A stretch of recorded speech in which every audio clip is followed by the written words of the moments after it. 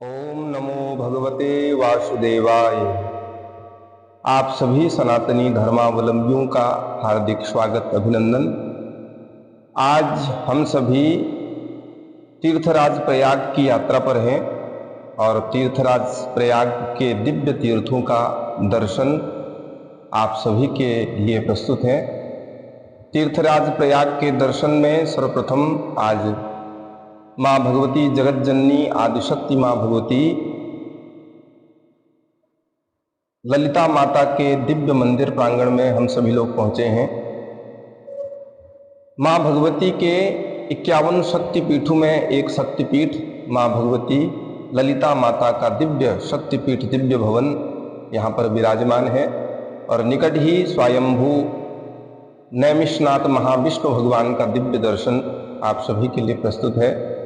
और यह दिव्य अखंड धूना यहाँ पर हमेशा प्रज्वलित रहता है, जिसका दर्शन कर सभी अपनी इच्छाओं कामनाओं को पूर्ण करते हैं।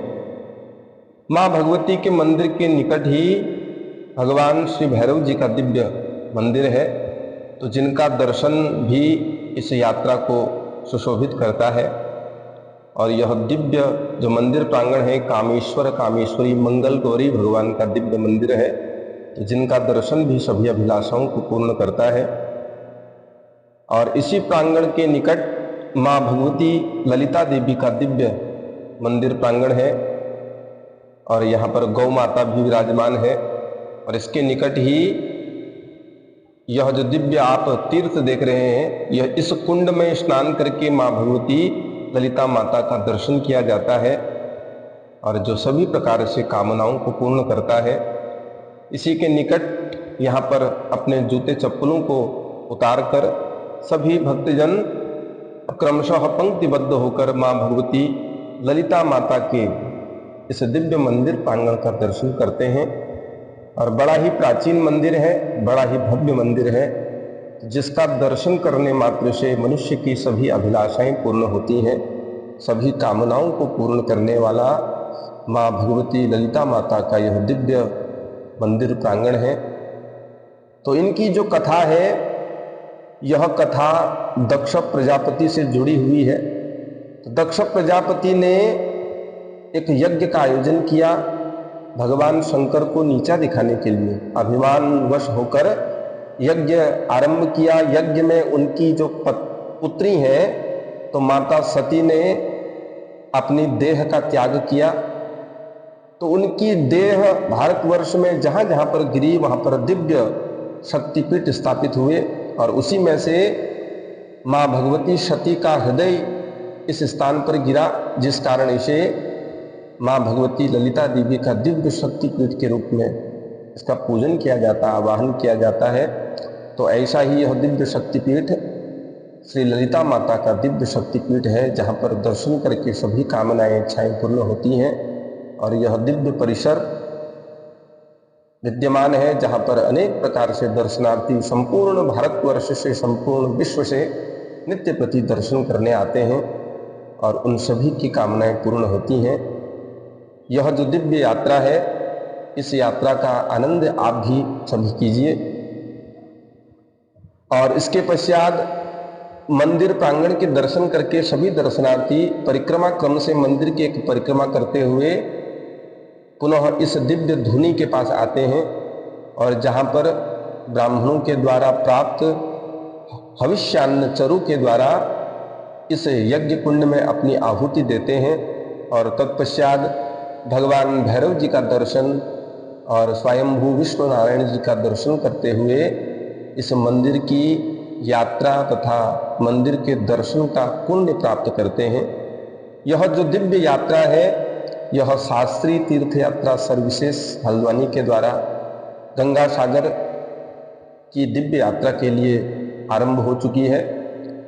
तो आज मंदिर में दर्शन करके हम मंदिर से बाहर की ओर निकलते हैं। तो अगला पड़ाव है हमारा चक्र तीर्थ। तो चक्र तीर्थ का दर्शन करने हेतु हम सभी लोग मंदिर से दर्शन करके बाहर को निकलते हैं। तो यह मंदिर का दूसरा भाग है। एक ओर से हमने मंदिर में प्रवेश किया और दूसरे भाग से हम मंदिर से बाहर निकलते हुए इस मार्ग से अब चक्र तीर्थ की ओर प्रस्थान करेंगे। तो यह मंदिर का दूसरा छोर है। तो यहाँ पर सुंदर सा जो गेट है, इस गेट से हम बाहर निकलकर चक्र तीर्थ की ओर प्रस्थान करेंगे। हमारे सभी यात्रीगण माँ भगवती ललिता देवी का दर्शन करके बाहर की ओर निकले हैं।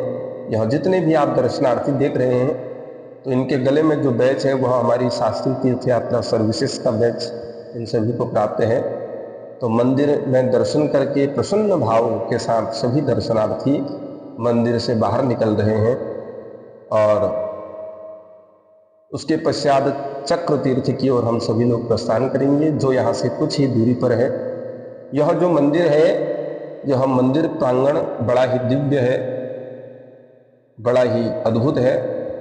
तो यह मंदिर का आप मुख्य भाग देखिए, मुख्य द्वार माँ ललिता देवी शक्तिपीठ, और इसी के निकट में इस ललिता देवी मंदिर का जो पूर्ण वृतांत है, वह वृतांत इस पट्ट में लिखा है। नैमिषारण्य की अधिष्ठात्री देवी माँ ललिता है, जो पुराणादि ग्रंथों में शक्तिपीठों के अंतर्गत वर्णित है। यहाँ की मान्यता है कि देवासुर संग्राम में दैत्यों के विनाश के लिए देवताओं द्वारा भगवान विष्णु की आराधना करने पर ललिता देवी यहाँ अवतरित हुई थी। श्रद्धालु चक्र तीर्थ सरोवर में स्नान करने के पश्चात ललिता देवी के इस प्रसिद्ध शक्तिपीठ में दर्शनार्थ आते हैं। मंदिर परिसर के दर्शन करने के पश्चात अब हम सभी यहाँ से कुछ ही दूरी पर, करीब 400 मीटर के आसपास की दूरी पर ही चक्र तीर्थ नाम का वह दिव्य स्थान है। तो जहाँ पर स्नान करके भगवान बद्री नारायण जी के दर्शन किए जाते हैं और अन्यान्य सभी देवताओं के, राधा कृष्ण भगवान के दर्शन किए जाते हैं। और तत्पश्चात उसी के समीप जो व्यास गद्दी है, तो उस व्यास गद्दी का दर्शन सभी दर्शनार्थी करते हैं। तो हम सभी यात्रियों के साथ अब चक्र तीर्थ के दर्शन हेतु आगे बढ़ते हैं। और कुछ दूर ही चलने पर अब यह जो स्थान है, यह चक्र तीर्थ स्थान है। यहाँ पर पहले मुख्य गेट हुआ करता था, तो अभी उस गेट का पुनर्निर्माण जीर्णोद्धार हो रहा है। तो जिस कारण अब दूसरे मार्ग से हम चक्र तीर्थ में प्रवेश करेंगे। तो यहाँ पर अभी कार्य चल रहा है और उसके पश्चात दूसरे मार्ग से हम सभी लोग मंदिर चक्र तीर्थ प्रांगण में प्रवेश करेंगे। तो यह दूसरा मार्ग है। इस दूसरे मार्ग से हम सभी लोग अब चक्र तीर्थ में प्रवेश करेंगे। तो इस मार्ग से प्रवेश करते ही अंदर का दिव्य वातावरण हम सभी को जिसका दर्शन होता है। तो इस मार्ग से हम अंदर प्रवेश करते हैं और अंदर जाते ही अद्भुत दिव्य नज़ारा अंदर का हमें देखने को मिलता है।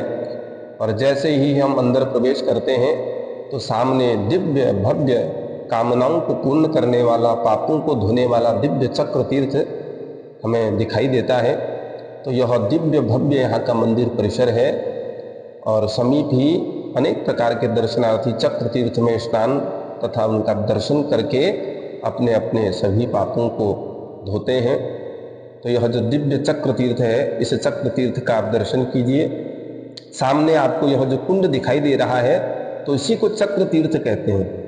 मान्यता है कि यहाँ पर भगवान विष्णु का जो सुदर्शन चक्र है, वह चक्र इस नैमिषारण्य भूमि में इसी स्थान पर गिरा था, जिस कारण यह चक्र तीर्थ नाम से विख्यात है।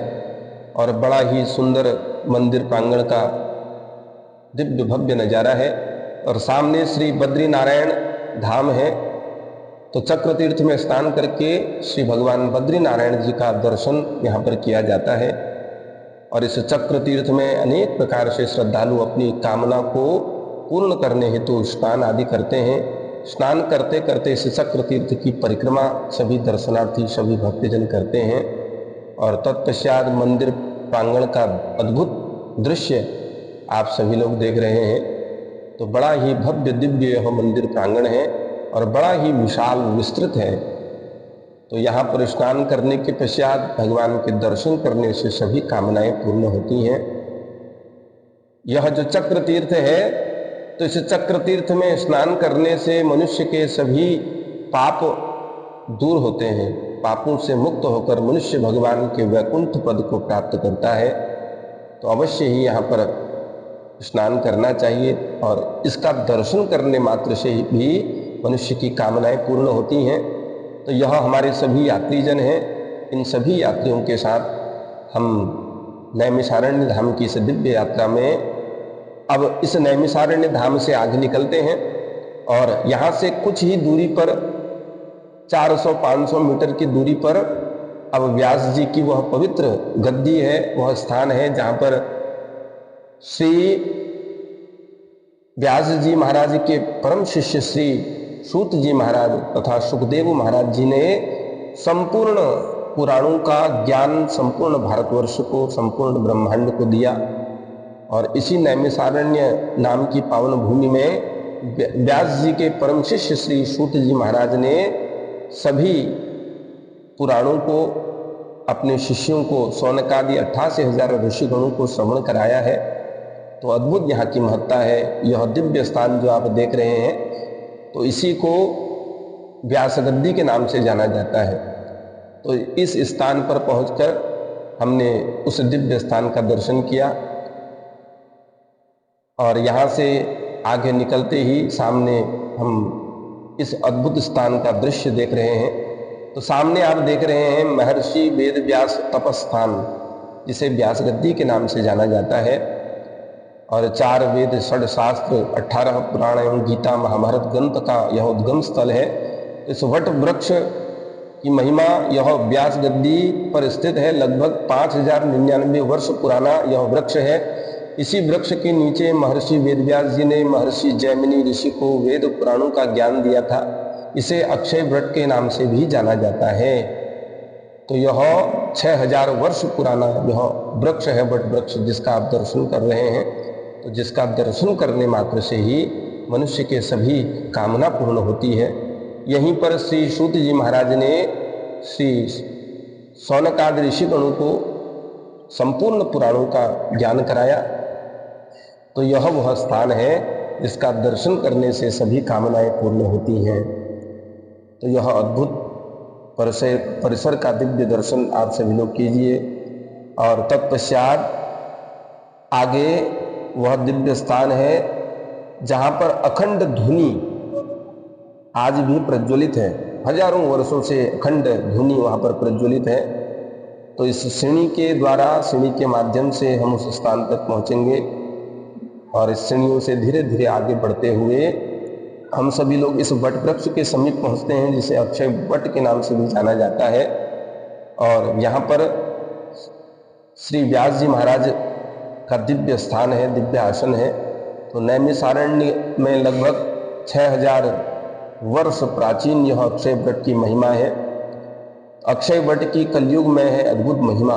कलिकाल में सभी मनोरथों को पूर्ण कर परम कल्याण करने वाला यह अक्षय वट माना जाता है। इस अक्षय वट के बीच में भंडारा विष्णु सहस्त्र नाम पाठ करवाने से पितरों को मोक्ष प्राप्त होता है। और इस अक्षय वट की 108 प्रदक्षिणा करने से सभी मनोकामनाएं पूर्ण होती हैं। इस अक्षय वट से स्पर्श मात्र हो जाने से सभी रोगों का नाश हो जाता है। इस अक्षय वट की ओम नमो भगवते वासुदेवाय कहते हुए प्रदक्षिणा करने मात्र से सभी इच्छाएं, कामनाएं पूर्ण होती हैं। और इसी के समीप, इसी के नीचे श्री भगवान वेद व्यास जी की दिव्य मूर्ति विराजमान है। तो जिनका दर्शन करते हैं, श्रद्धा पुष्प तथा अनेक प्रकार से दान पुण्य कर अपने जीवन को धन्य करते हैं, यह दिव्य स्थान है। और इसी के समीप अब आप देख रहे हैं सौनकादि 88,000 महर्षियों का सर्वसिद्धिदायक यज्ञ स्थान। तो सौनकादि 88,000 ऋषिगणों ने अनेकों हजारों वर्षों तक चलने वाली दिव्य यज्ञ को इसी स्थान पर आयोजित किया था। सामने आप जो दर्शन कर रहे हैं यह वह अखंड धुनी है जो प्राचीन काल से आज तक प्रज्वलित है। तो जिनका दर्शन करने से तथा यहाँ पर 4 परिक्रमा की जाती हैं, धर्म, अर्थ, काम और मोक्ष की प्राप्ति के लिए 4 प्रदक्षिणा करने का यहाँ पर विधान है। सभी श्रद्धालु जन बारी बारी से आकर यहाँ पर प्रदक्षिणा करते हैं और यहाँ के पुण्य को प्राप्त करते हैं। और उसके पश्चात इसी के समीप में यह दिव्य स्थान है, वेद पुराण एवं शास्त्रों की उद्गम स्थली, जिसे हम व्यास गद्दी कहते हैं। तो यह जो व्यास गद्दी है, जहाँ पर श्री सूत जी महाराज, श्री सुखदेव जी महाराज का वह दिव्य स्थान है, उनकी मूर्ति विराजमान है, तो जिनका दर्शन करने से सभी कामनाएं पूर्ण होती हैं। यह दिव्य व्यास गद्दी है, और जिसमें एक ओर श्री व्यास जी का दिव्य आसन है और दूसरी ओर श्री सुखदेव जी का दिव्य आसन है। तो इनका दर्शन करने से मनुष्य की सभी अभिलाषाएं पूर्ण होती हैं। तो इस नैमिषारण्य धाम में आकर मनुष्य अपनी कामनाओं की पूर्ति के लिए यहाँ पर अनेक प्रकार से दान पुण्य करता है। तत्पश्चात मंदिर प्रांगण का दिव्य दर्शन हम सभी दर्शनार्थी यहाँ पर करते हैं, और आप भी इस दिव्य धाम का, इस परिसर का दर्शन कीजिए। और तत्पश्चात हमारे सभी दर्शनार्थी तथा भारतवर्ष से आए हुए सभी दर्शनार्थी यहाँ पर आकर अपनी कामनाओं की पूर्ति के लिए अनेक प्रकार से यत्न करते हैं। अब सामने भगवान गणेश जी का दिव्य मंदिर का दर्शन हमें प्राप्त होता है। तो यहाँ पर व्यास जी के साथ गणेश जी भगवान की दिव्य प्रतिमा विराजमान है, और उसी के निकट में यह दिव्य स्थान है जहाँ पर अनेक प्रकार से कथा प्रवचन समय समय पर होते हैं। तो आजकल भी यहाँ पर 7 नवंबर से 13 नवंबर तक श्रीमद् भागवत जी की दिव्य कथा का आयोजन हो रहा है, तो जिसका दर्शन आप सभी लोग कीजिए। और यहाँ पर कथा का आयोजन हो रहा है, तो कथा की समाप्ति हो चुकी है। सभी भक्तजन कथा श्रवण कर अपने अपने स्थान पर जा रहे हैं। यह इसका प्रवेश द्वार है। तो श्रीमद् भागवत कथा नैमिषारण्य तीर्थ में 7 नवंबर से 13 नवंबर तक यहाँ पर आयोजित हो रही है। और इसी के समीप में बगल में श्री मनु शतरूपा जी की दिव्य तपस्थली है, जहाँ पर मनु महाराज और माता शतरूपा ने तप करके भगवान को पुत्र रूप में प्राप्त किया था। तो उन्होंने यहाँ पर तप करके भगवान को प्राप्त किया। यह दिव्य तपस्थली यहाँ पर विद्यमान है। तो यहाँ पर भी अनेक प्रकार से दिव्य मंदिर हैं, और सुंदर सुंदर झांकियाँ, सुंदर सुंदर विग्रह का दर्शन करके मनुष्य की कामनाएं पूर्ण होती हैं। और इसी के समीप में भगवान शंकर का यह दिव्य स्थान है, जहाँ पर 12 ज्योतिर्लिंग का दर्शन एक साथ यहाँ पर होता है।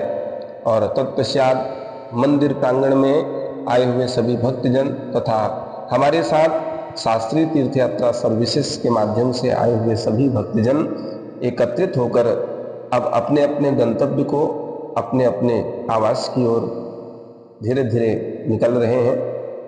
और हम सभी भी इस यात्रा को पूर्ण करके, नैमिषारण्य धाम की इस दिव्य यात्रा को पूर्ण करके अब धीरे धीरे अपने गंतव्य की ओर जाएंगे।